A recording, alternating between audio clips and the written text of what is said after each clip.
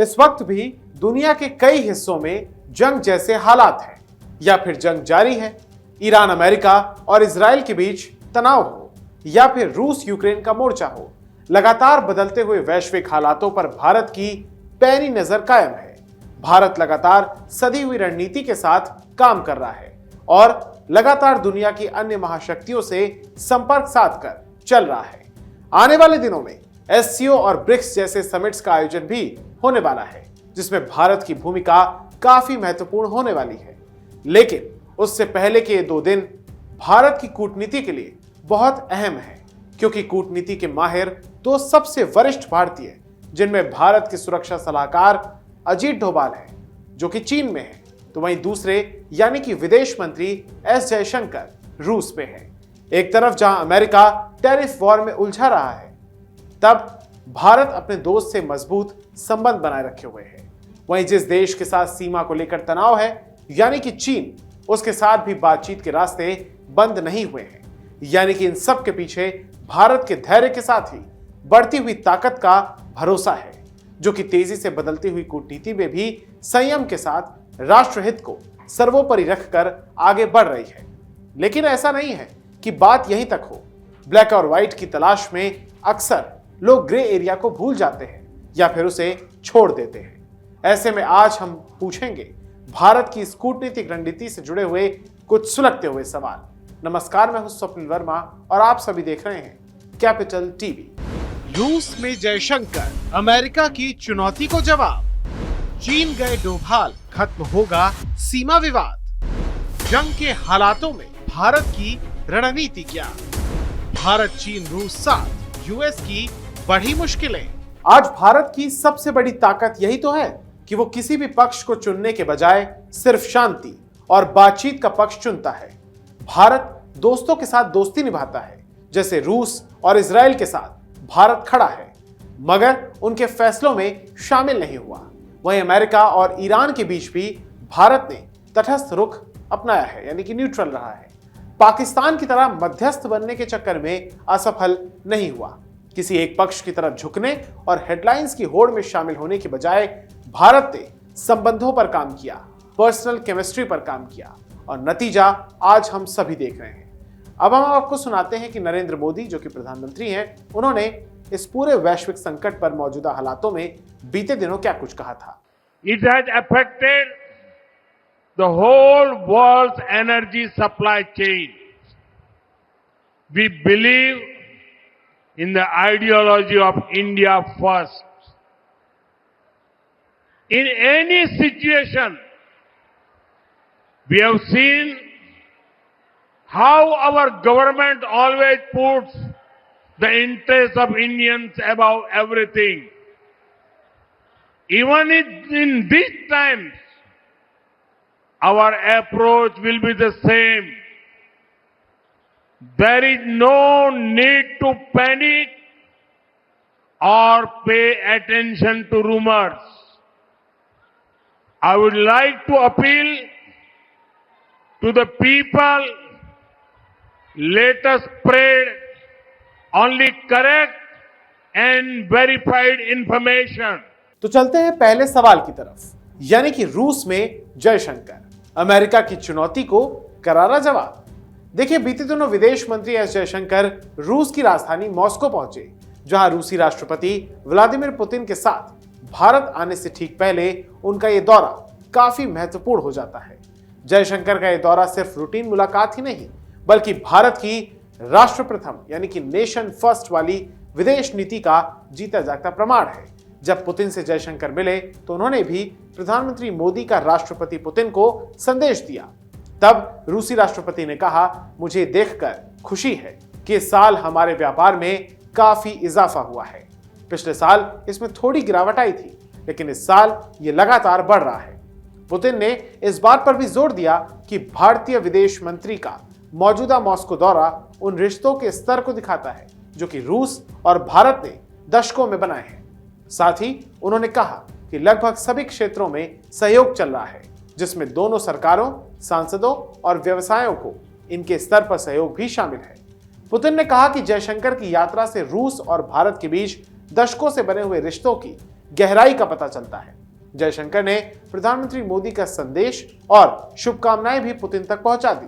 उन्होंने कहा कि प्रधानमंत्री मोदी शंघाई सहयोग संगठन यानी कि एससीओ के शिखर सम्मेलन में पुतिन से मिलने और फिर ब्रिक्स शिखर सम्मेलन के दौरान भारत में उनका स्वागत करने के लिए उत्सुक हैं। रूस और भारत के संबंधों में इतनी गहराई है कि कई बार बड़ी चीजें होने के बावजूद भी ये पता चलता है कि इस बड़ी चीज पर दोनों देशों में सहमति बनी थी।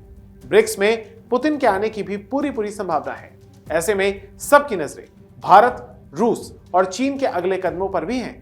जयशंकर का यह दौरा इसलिए भी महत्वपूर्ण है क्योंकि रूसी राष्ट्रपति पुतिन का संभावित भारत दौरा हो सकता है। पश्चिमी देश यहां पुतिन को कूटनीतिक रूप से अलग थलग करने की कोशिशें कर रहे हैं, तो वहीं भारत में पुतिन की अगवानी की तैयारियां हो रही हैं। अमेरिका और उसके सहयोगियों को भी एक बड़ा झटका लग सकता है। जैसे आपको याद होगा कि पुतिन हाल ही में जब भारत आए थे तो उससे काफी झटका होने लगा था। एक बात और कि भारत की सैन्य तकनीक और रक्षा उपकरण काफी हद तक रूसी टेक्नोलॉजी और स्पेयर पार्ट्स पर ही टिके हैं। ऐसे में आज के तनावपूर्ण माहौल और युद्ध के हालातों के बीच भारतीय सेना के लिए हथियारों की समय पर सप्लाई और मेंटेनेंस बनाए रखना भी हमारी राष्ट्रीय सुरक्षा के लिहाज से बेहद संवेदनशील और जरूरी मुद्दा है। अब बढ़ते हैं दूसरे सवाल की तरफ। चीन का डोभाल, खत्म होगा सीमा विवाद? यह सबसे महत्वपूर्ण है। देखिए, अरुणाचल के मामले के बीच एक बार फिर से जो सुलगा है, उसी के बीच भारत और चीन के बीच सीमा विवाद को लेकर सुलझाने के लिए राष्ट्रीय सुरक्षा सलाहकार अजीत डोभाल बीजिंग पहुंचे हैं, जो कि चीन की राजधानी है। वो चीन के विदेश मंत्री वांग यी के साथ 25वें दौर की विशेष प्रतिनिधि वार्ता में शामिल हुए। ये बातचीत ऐसे समय में हो रही है जब 12 और 13 सितंबर को भारत में होने वाले ब्रिक्स शिखर सम्मेलन में चीन के राष्ट्रपति शी जिनपिंग की भी संभावित भागीदारी को लेकर चर्चाएं तेज हैं। इस हाई लेवल दौरे के एजेंडों का मुख्य फोकस वास्तविक नियंत्रण रेखा यानी कि लाइन ऑफ एक्चुअल कंट्रोल पर स्थिरता बहाल करना, तनाव को कम करना यानी कि डीएस्केलेशन और दशकों पुराने सीमा विवाद का शांतिपूर्ण हल निकालना है।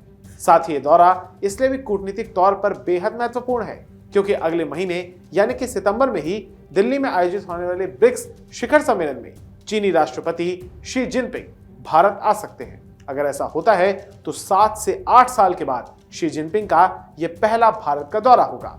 इस बैठक के जरिए दोनों नेता यानी कि प्रधानमंत्री नरेंद्र मोदी और शी जिनपिंग के बीच संभावित द्विपक्षीय बातचीत भी हो सकती है और शायद उसी की जमीन तैयार करने के लिए डोभाल वहां गए हैं।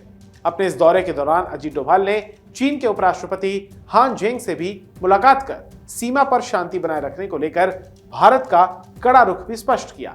साथ ही इस दौरे से दोनों देशों के बीच तनाव कम करने में राहत जरूर मिलेगी और पाकिस्तान जैसे देशों को मिर्ची जरूर लग सकती है। अब बढ़ते हैं तीसरे सवाल की तरफ। जंग के हालातों में भारत की रणनीति क्या है? देखिए, वैश्विक तनाव के हालातों में भारत की मुख्य रणनीति स्ट्रेटेजिक ऑटोनॉमी यानी कि ऊर्जा सुरक्षा और बहुपक्षीय कूटनीति पर आधारित होती है।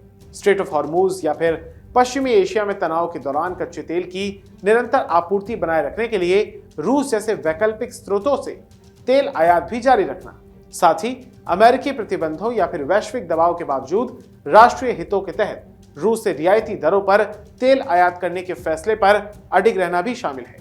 सप्लाई चेन को सुरक्षित रखना और घरेलू बाजार यानी कि डोमेस्टिक मार्केट में महंगाई और ईंधन संकट को रोकने के लिए भी उच्च स्तरीय आर्थिक बैठकें करना शामिल है।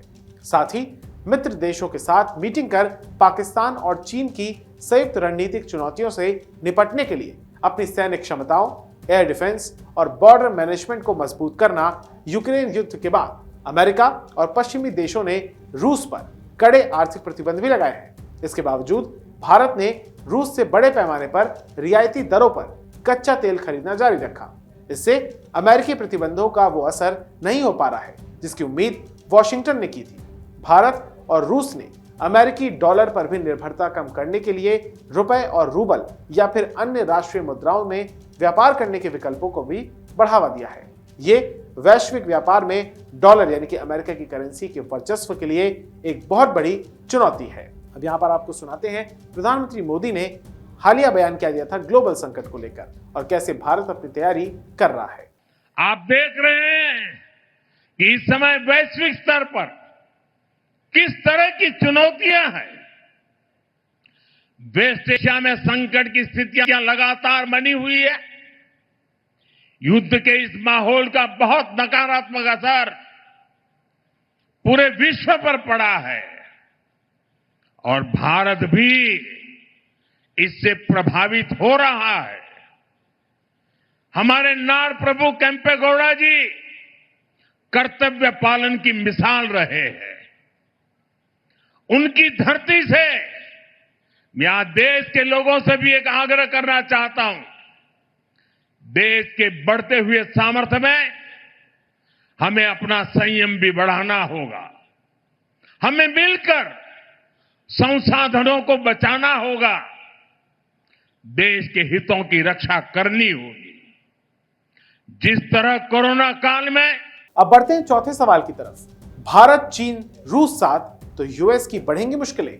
भारत, रूस और चीन के एक साथ आने से अमेरिकी राष्ट्रपति डोनाल्ड ट्रंप की नीतियां और एक तरफा प्रतिबंध कमजोर पड़ रहे हैं, जिससे अमेरिका की मुश्किलें लगातार बढ़ रही हैं। अमेरिका द्वारा भारत पर टैरिफ का दबाव और ईरान पर लगाए जा रहे नए आर्थिक प्रतिबंधों के खिलाफ रूस और चीन खुलकर सामने आ रहे हैं। चीन ईरान के तेल का बड़ा हिस्सा खरीदता है और रूस से भी अपनी ऊर्जा जरूरतें पूरी करता है। अमेरिका के लिए एक बड़ी चिंता यह भी है कि अगर भारत रूस के साथ पूरी तरीके से छोड़ देता है तो फिर रूस आर्थिक और राजनीतिक तौर से पूरी तरीके से चीन पर निर्भर हो जाएगा। भारत और रूस के साथ संबंध बनाए रखकर मॉस्को और बीजिंग के बीच भी इस गठबंधन को कुछ हद तक बैलेंस रखता है, जो कि परोक्ष रूप से अमेरिका के हितों में है। अमेरिका यह भी चाहता है कि भारत रूस से दूरी बनाए, लेकिन भारत के लिए अपनी ऊर्जा सुरक्षा और रक्षा जरूरतें सर्वोपरि है। इसलिए आपने देखा होगा कि तमाम बार चेतावनी देने के बावजूद भी भारत पीछे नहीं हटता। बहरहाल, भारत के पड़ोस में ही अगर देखें तो आज पाकिस्तान जैसे अस्थिर देश मौजूद हैं, जो कि कभी ईरान से दोस्ती करते हैं, उसके फील्ड मार्शल, प्रधानमंत्री समेत कई लोग तेहरान की दौड़ लगाते हैं, तो कभी उसी ईरान के सबसे बड़े दुश्मन सऊदी अरब से समझौता कर लेते हैं, जो कि हाल ही में आपने तुर्कियों को जोड़ के साथ भी मक्का में देखा गया, जिसके तहत तीनों देशों में से किसी पर हमला हुआ तो तीनों पर हमला माना जाएगा। संयुक्त अरब अमीरात से भी सऊदी अरब के रिश्ते तनावपूर्ण बने हुए हैं, लेकिन भारत के रिश्ते अच्छे हैं। इधर बांग्लादेश भी भारत को परेशान करने के इरादे से कभी पाकिस्तान तो कभी चीन की ओर हाथ फैलाता है, लेकिन भारत के रिश्ते ईरान से लेकर इजराइल और रूस से लेकर यूरोप और अमेरिका, कनाडा तक सबसे अच्छे हैं।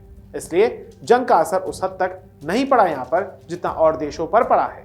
ऐसे में बहुत जरूरी है कि भारत इस मुश्किल दौर में लगातार अपनी रणनीतियों को इसी तरीके से धार देता रहे, ताकि विश्व की महाशक्ति बनने में हमें कोई तकलीफ ना पेश आए।